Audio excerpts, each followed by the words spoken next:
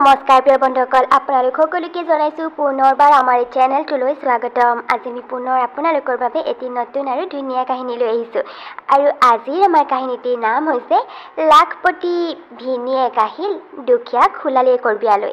আশা কৰিছোঁ ভিডিঅ'টো চাই আপোনালোকৰ নিশ্চয়কৈ ভাল লাগিব। তেন্তে আহকচোন আমি কাহিনীটিৰ মাজলৈ আগবাঢ়ি যাওঁ। এইফালে গোটেই ঘৰখনত ময়ূৰীৰ বিয়াৰ আয়োজন।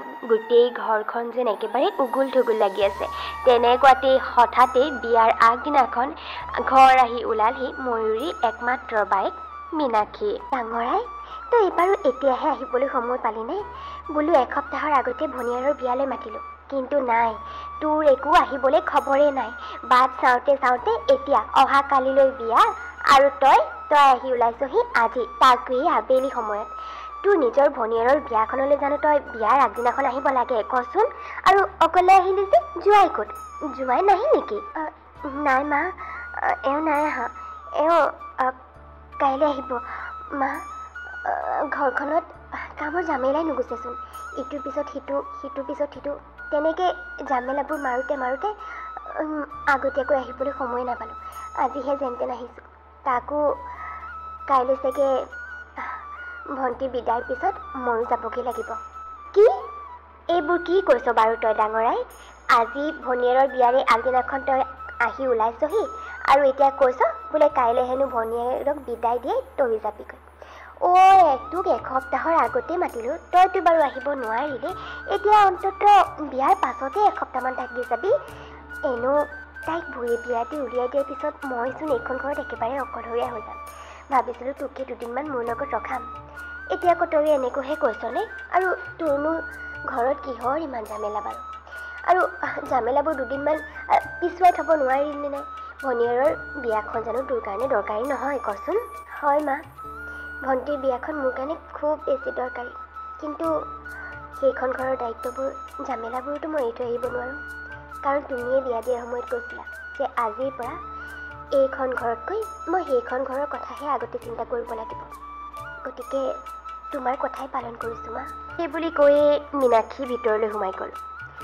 মাকে সেইদিনাখন তাইৰ কথাবিলাকত অকণমান বুজিব পাৰিছিল যে তাইৰ মনটো ক'ৰবাত অকণমান বেয়া লাগি আছে। কিন্তু বিয়াৰ ইমানবোৰ দায়িত্বৰ মাজত, গোটেই ঘৰখন বিয়াৰ কাম কাজেৰে উগুল টুগুল হৈ থকাৰ মাজত মাকে যেন তাইক সুধিবলৈ সময় নাপালে। তেনেকৈয়ে পিছদিনাখন হ'ল, আৰু পিছদিনাখন সকলো পুৱাৰে পৰা বিয়াত ব্যস্ত হৈ পৰিল। আজিতো মোৰ বিয়া। বিয়াৰ পিছত আজি মই নতুন ঘৰ এখনলৈ গুচি যাম, আৰু মই গুচি যোৱাৰ পিছত মা যে এইখন ঘৰত একেবাৰে অকলশৰীয়া হৈ পৰিব। বা, মই যোৱাৰ পিছত তই কিন্তু দুদিনমান মাৰ লগতে থাকিবি দেই। মানে বেছি দিন নহ'লে অন্ততঃ এসপ্তাহ দুসপ্তাহ, অন্ততঃ এইকণ সময়ত মাক লগ দিবি। নহ'লে আলহী দুলহী সকলো গুচি যোৱাৰ পিছত মা বেছি ভাগি পৰিব। ভণ্টি, মইতো সদায় মাক লগ দিব বিচাৰোঁ, মাক নিজৰ কাষত ৰাখিব বিচাৰোঁ, কিন্তু কি কৰিবি, উপায় নাই। এতিয়া মই বিয়া দিয়া ছোৱালী, গতিকে মোৰো এখন নিজৰ ঘৰ আছে, আৰু সেইখন ঘৰত মোৰ কিছুমান দায়িত্ব আছে। গতিকে সেই দায়িত্ববিলাকক মই আওকাণ কৰিব নোৱাৰোঁ, আৰু সেইটো কাৰণে মই থাকোঁ বুলি কৈও মাৰ ওচৰত থাকিব নোৱাৰোঁ। আজিতো বিদায়ৰ পিছতে যেইটাই বাজক লাগে, ৰাতিপুৱা 3টা 4টা, তাৰপিছতে মই যাবগৈ লাগিব। সেইখন ঘৰত মোৰ বহুত দায়িত্ব আছে, বহুত কাম আছে। গতিকে থাকোঁ বুলি ক'লে মই থাকিব নোৱাৰোঁ, তোৰ পিছতে মই যাবগৈ লাগিব। কিন্তু বা, তোৰনো ইমান দায়িত্ব নে সেইখন ঘৰত? আৰু ভিনদেউহঁতৰ ঘৰখনচোন ইমান বেছি ধনী, গতিকে কাম কৰা মানুহ নাই জানো ভিনদেউহঁতৰ ঘৰত? কাম কৰা মানুহচোন দুগৰাকী আছিল আগতে, এতিয়া নাই ময়ূৰী। এতিয়া ঘৰৰ আটাইবোৰ কাম মই অকলে কৰিব লাগে। গতিকে সেই কামবোৰ, দায়িত্ববোৰ এৰি মই ইয়াত থাকিব নোৱাৰোঁ। সেইটো কাৰণে যাবগৈ লাগিব। মাত্ৰ তোৰ বিদায়লৈকেহে ইয়াত আছোঁ মই। বাৰু দে। পিছে বা, ভিনদেউ ক'ত? ভিনদেউ যে এতিয়ালৈ আহি নাপালেহি। তহঁতক এসপ্তাহৰ আগতে মায়ে মাতিছিল। মই ভাবি আছিলোঁ অন্ততঃ ভিনদেউ আৰু তই এসপ্তাহৰ আগতে আহিবি বুলি, কিন্তু এতিয়া তই আহিছ যোৱাকালি, তাকো আবেলি সময়ত। আৰু ভিনদেউ এতিয়ালৈকে বিয়াৰ আধা দিনটো যাবলৈ হ'ল, কিন্তু ভিনদেউৰ খা খবৰে নাই। কেতিয়া আহি পাবহি বাৰু? মই ফোন কৰিছিলোঁ, সোনকালে আহিব নোৱাৰোঁ বুলি কৈছে। সন্ধিয়াহে আহি পাবহি চাগে। হ'ব দে, তই এতিয়া বাহিৰলৈ আহ। বাহিৰত আলহী দুলহী অহা আৰম্ভ হৈছে, সকলোকে তামোল পাণ দিব লাগিব নহয়। বিয়াৰ দিনটো আগবাঢ়িবলৈ আৰম্ভ কৰিলে আৰু চাওঁতে চাওঁতে প্ৰায় সন্ধিয়া হ'বলৈ হ'ল আৰু সন্ধিয়া হোৱাৰ আগে আগেহে এইফালে কইনাৰ ভিনীয়েক অৰ্থাৎ মীনাক্ষীৰ গিৰিয়েক বিয়া ঘৰ ওলালহি। বোপা, এতিয়াহে আহিলা? ইমান দেৰি কৰিলা। একমাত্ৰ খোলালীজনীৰ বিয়া, তুমিনো ইমান দেৰি কৰিব লাগেনে বাৰু? এতিয়া অলপ দেৰি পিছত তাই দৰাই পাবহি হ'ব আৰু তুমি এতিয়াহে আহিছা। কাৰণ মই একেবাৰে বেকাৰ মানুহ নহয় যে, কাম থকা মানুহ, সেইটো কাৰণে এতিয়াহে আহিবলৈ সময় পাইছোঁ। কাৰণ আমাৰ কোম্পানীটোৰ একমাত্ৰ মালিক মই, অকলেই গোটেই কোম্পানীটো মই চম্ভালিবলগীয়া হয়। দেউতাৰ একদিন গাটো অকণমান বেয়া, গতিকে অফিচলৈ যাবই পৰা নাই, সেয়েহে গোটেই কামবোৰ মই চাবলগীয়া হৈছে। সেইটো কাৰণে বেকাৰ হৈ বহি থকা নাই যে, সেইটো কাৰণে বিয়ালৈ অহা লেট হ'ল। আৰু মইতো লেট বুলি ভবাই নাই, সঠিক সময়তে আহিছোঁ। আৰু আগতীয়াকৈ আহি ইয়াত কি কৰি থাকিলে, খুটিডাল বজাই থাকিলেহে হ'ব। সেইটো কথা বুজিছোঁ বাৰু। বাৰু হ'ব দিয়া, আহা আহা, তুমি ভিতৰতে বহিবা আহা। বাহিৰত বহিলে গৰমহে উঠিব মিছাতে। আহা। তাৰপিছতে এইফালে দৰা অহাৰ সময় পালেহি আৰু তাৰপিছতেই ময়ূৰীৰ বিয়াখন তাইৰ মন পচন্দৰ দৰাজনৰ লগত ধুমধামেৰে হৈ গ'ল। আৰু ময়ূৰী মাকৰ ঘৰখনৰ পৰা বিদায় লৈ নতুন ঘৰখনলৈ গুচি গ'ল। মীনাক্ষী, ব'লা, এতিয়াতো বিয়া শেষ, ভনীয়াৰৰ বিদায়ো হৈ গ'ল, গতিকে এতিয়া তুমিও নিজৰ ঘৰলৈ ব'লা। কিন্তু এতিয়া ৰাতিপুৱা 4টাহে বাজিছে, এতিয়াই যাম জানো? আৰু এইমাত্ৰ ভণ্টিৰ বিদায় হৈছেহে, অকণমান সময় ৰখি দিয়ক। 9-10টামান বজাত যাম। অন্তত অকণমান সময়তো মাৰ লগত মই থাকিব লাগে। মা একেবাৰে ভণ্টিৰ বিয়াৰ পিছত বাকী পৰিছে, কাৰণ এতিয়া আৰু মা এখন ঘৰত একেবাৰে অকলশৰীয়া হৈ গ'ল আমাৰ দুইজনী ছোৱালীকে বিয়া দি উলিয়াই দিয়াৰ পিছত। গতিকে মাক অকণমান সময় সান্তনা দিবলৈতো মোক ইয়াত থাকিবলৈ দিয়ক। তোমাক সময় লাগে? চোৱা, মই তোমাক আগতেই কৈছিলোঁ যে তুমি বিয়া খাবলৈ মাত্ৰ এদিনৰ বাবেহে আহিব পাৰিবা। আৰু এতিয়া তুমি যোৱাকালি আহিলা আৰু এতিয়া তোমাৰ যোৱাৰ সময় হ'ল। গতিকে তোমাক আৰু মই অকণমান সময় দিবলৈ নাই, কাৰণ মই তোমাক আগতীয়াকৈ কৈ থৈছিলোঁ তুমি এতিয়াই মোৰ লগত যাব লাগিব। ব'লা, তোমাৰ লগত ইয়াত ৰখি থাকি মই নিজৰ সময় বৰবাদ কৰিব নোৱাৰোঁ। তোমালোকৰ নিচিনা বেকাৰ মানুহ নহয় মই। এবাৰ ইয়াত আকৌ তোমাক মই এবাৰ ইয়াৰ পৰা নিবলৈ যাহিম, কি বুলি ভাবিছা তুমি? গতিকে এতিয়াই তুমি মোৰ লগত যাব লাগিব ইয়াৰ পৰা। আৰু তোমাৰ সেইখন ঘৰত কিমানবোৰ কাম আছে, কিমানবোৰ দায়িত্ব আছে, তুমি পাহৰি থাকিলা নেকি? সেইবোৰ কাম দায়িত্ব এৰি মাৰৰ ঘৰত বহি থাকিব লাগিব লাগে তোমাক মই? নিদিওঁ। ব'লা, এতিয়াই ব'লা তুমি মোৰ লগত। কিন্তু কোনো কিন্তু নাই। তোমাক কি কৰিবলৈ কৈছোঁ সেয়া কৰা তুমি, ওলোৱা। আৰু তোমাৰ মাক সান্তনা দিবলৈ কি অকল তুমিহে আছা নেকি? বাকীবোৰ আলহীজন আছেই, দিব নহয় সান্তনা। তুমি সেইবোৰ চিন্তা কৰিব নালাগে। যিবোৰ টেনশ্যন ল'ব লাগে সেইবোৰ তুমি নোলোৱা, আৰু যিবোৰ লোৱাৰ প্ৰয়োজন নাই সেইবোৰ লৈ ফুৰিবা। ব'লা এতিয়া। নাই, সকলো আলহী ৰাতিপুৱা হোৱাৰ লগে লগে যাবগৈ। মানে ৰাতিপুৱাটো হ'লেই, পোহৰ হোৱালেহে বাট চাইছে তেওঁলোকে। মাহী, পেহী, জেঠাইহঁত সকলো যামগৈ বুলি কৈছে। আৰু অকণমান দেৰিৰ পিছতে মা একেবাৰে অকলশৰীয়া হৈ পৰিব। সেইটো কাৰণে মোক থাকিবলৈ দিয়ক। অন্তত বিয়াৰ পিছৰ ঘৰৰ কামখিনিতো মই সামৰি থৈ যাব লাগিব। অকণমান সময় দিয়ক প্লিজ। একেটা কথাকে কৈ থাকিবলৈ পালে মোৰ যে কিমান বেছি খং উঠে তুমি জানা নে নাজানা? তোমাক ওলাবলৈ কৈছোঁ, তুমি ওলাবানে ভালে ভালে নে? বাৰু, কিন্তু ৰ'ব, ওলোৱাৰ আগতে মাক কৈ থৈ আহোঁগৈ মই এতিয়া যাবগৈ লাগিব বুলি। সেই বুলি কৈ মীনাক্ষীয়ে দুখ মনেৰে মাকৰ ওচৰলৈ গ'ল। মা, মই এতিয়া যাবগৈ লাগিব।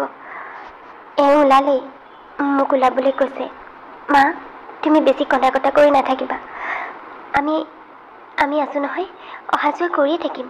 আৰু ফোন কৰিতো সদায় তোমাৰ খবৰ লওঁৱেই। গতিকে তুমি চিন্তা নকৰিবা মা, কিবা যদি দৰকাৰ হয় ফোন কৰি দিবা।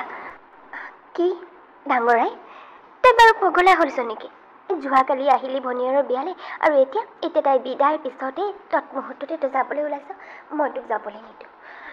তই কিয় এনেকুৱা কৰিছ বাৰু?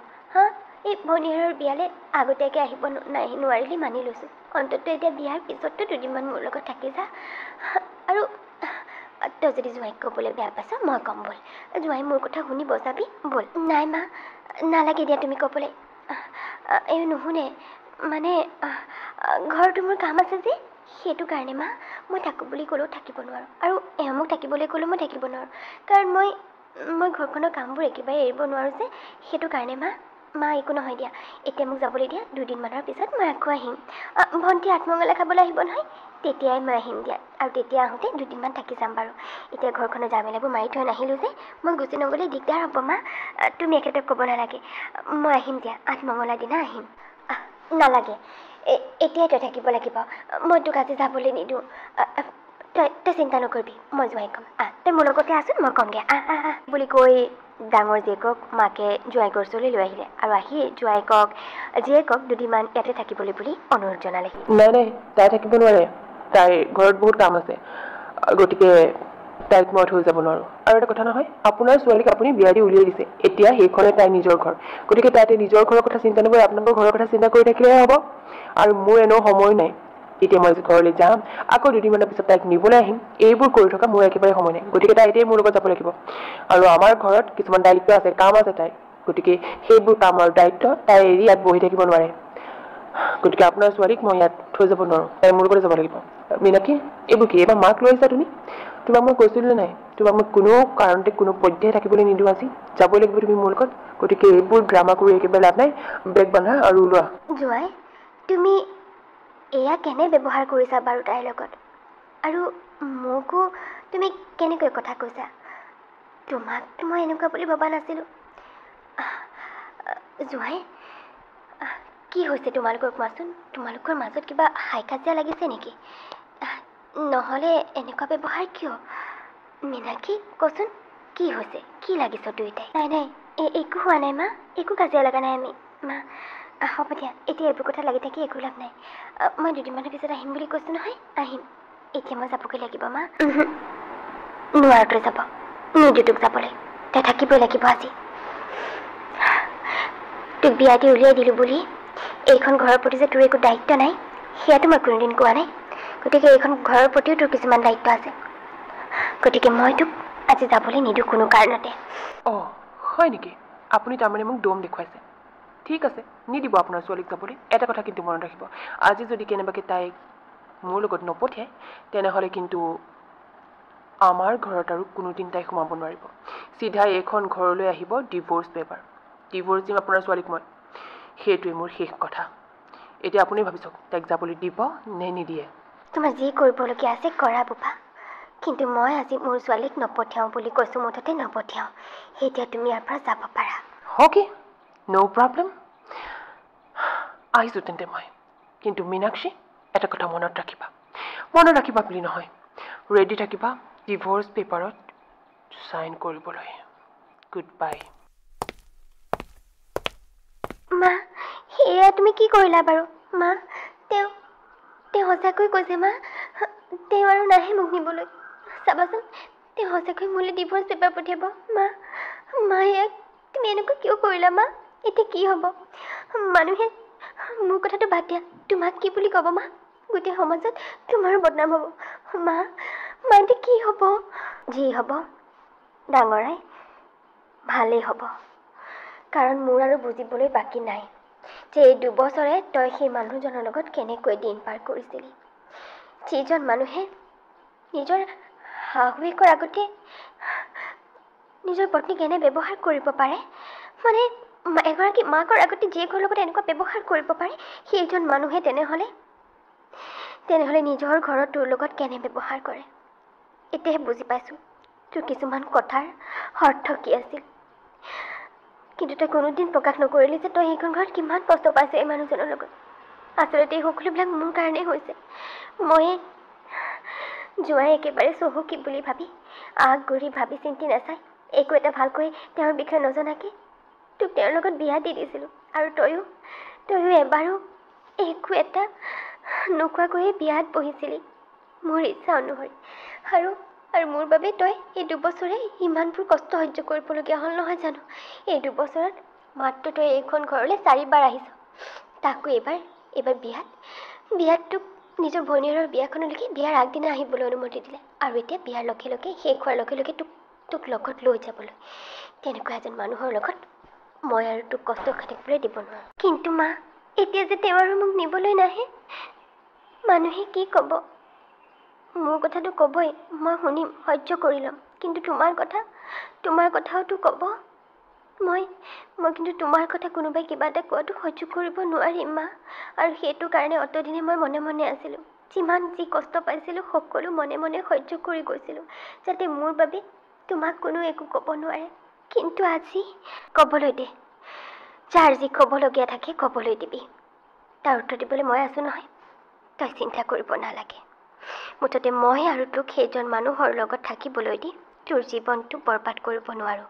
গতিকে ডিভ'ৰ্চ দিলেও দিব। ডিভ'ৰ্চৰ পিছত অন্ততঃ তই শান্তিত মাৰৰ লগত মাৰৰ ঘৰখনত থাকিব পাৰিবি। তোৰ নিজৰ ঘৰত থাকিব পাৰিবি। পঢ়া শুনা কৰা ছোৱালী তই। গতিকে কিবা এটা বিচাৰি নিজে এটা সংস্থাপন ল'বি আৰু তাৰ পিছতে কাৰো তলত নচলাকৈ কাৰো কথা নুশুনাকৈ জীৱনত আগবাঢ়ি যাবি। বাকী যোনে যি কয় ক'বলৈ দিয়ে। তেওঁলোকে আমাক নোখোৱাই নহয়। আজি সমাজখনৰ ভয়তে কত ছোৱালীয়ে যে এনেকৈ ইমান দুখ কষ্ট সহ্য কৰি আছে তাৰ কোনো ঠিক নাই। কিন্তু মই তোক তেনেকুৱা হ'বলৈ দিব নোৱাৰোঁ। ডিভ'ৰ্চ দিলে দিব। ময়ো ক'ম, যদি কোনোবাই প্ৰশ্ন কৰে যে এনেকুৱা এজন মানুহৰ লগত জীৱনটো পাৰ কৰাতকৈ ডিভ'ৰ্চ দি নিজস্বতাৰে জীৱনটো পাৰ কৰি গৌৰৱেৰে সমাজত বাস কৰাটোৱেই উচিত। বুজিলি? সিদিনাখনে আচলতে মীনাক্ষীয়ে মাকৰ কথাত বহুতখিনি সাহস পালে। আচলতে তাই গিৰিয়েকৰ ঘৰখন এৰি গুচি আহিলে। তাইৰ লগতে মাকৰ ঘৰখনৰ বদনাম হ'ব বুলি অতদিনে গিৰিয়েকৰ অত্যাচাৰ সহ্য কৰি আহিছিল। কিন্তু আজি মাকে তাইক সাহস দিলে আৰু তাইৰ মনতে প্ৰতিজ্ঞাবদ্ধ হ'ল যে এতিয়াৰে পৰা আৰু তাই এইবোৰ কথা চিন্তা নকৰে। যোনে যি কয় ক'ব। কিন্তু তাইও আৰু সেইখন ঘৰলৈ উভতি নাযায় য'ত তাইৰ গিৰিয়েকে তাইক সন্মান কৰিব নাজানে। তাইও তেনেকুৱা এজন মানুহৰ পৰা পৃথক হৈ আহি নিজৰ ভৰিৰ ওপৰত নিজে থিয় দি জীৱনত কিবা এটা কৰি দেখুওৱাৰ প্ৰতিজ্ঞা ল'লে যেন মনতে। আৰু মাকৰ সাহসত মাকৰ ঘৰতে থকাৰ তাই সিদ্ধান্ত ল'লে। তেন্তে আমাৰ কাহিনীটো কৰি দিছোঁ ইয়াতে সমাপ্ত। যদিহে আপোনালোকৰ ভিডিঅ'টো চাই ভাল লাগিল তেন্তে প্লিজ ভিডিঅ'টো লাইক আৰু এটা কমেণ্ট কৰি দিব। আৰু যদি আপোনালোক আমাৰ চেনেলটোত নতুন তেন্তে প্লিজ আমাৰ চেনেলটো ছাবস্ক্ৰাইব কৰি দিব। তেন্তে লগ পাম পুনৰ এটা নতুন ভিডিঅ'ৰ সৈতে। তেতিয়ালৈকে বাই বাই।